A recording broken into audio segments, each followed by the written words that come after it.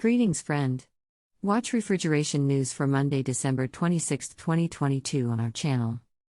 NIBCO introduces PressACR JAWS for PC280 tool for HVACR applications.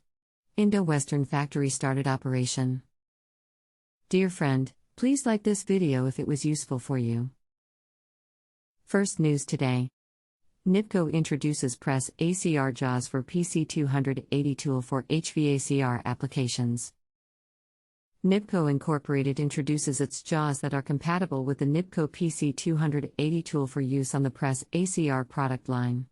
The new JAWS can be used to press the full PressACR size range through 1 3/8 and quad, with one tool. Available in sizes ranging from 1/4 and quad, to 1 3/8 and quad. The patent-pending PressACR fittings feature an interior groove design on the press ends that help support high-pressure requirements of HVACR systems. Read more the news on our website today. Second news today. Indo Western Factory started operation. Western Refrigeration Private Limited has built a factory in Tadgum, Gujarat, India, and started production in November 2022. It will be the fourth production base in India.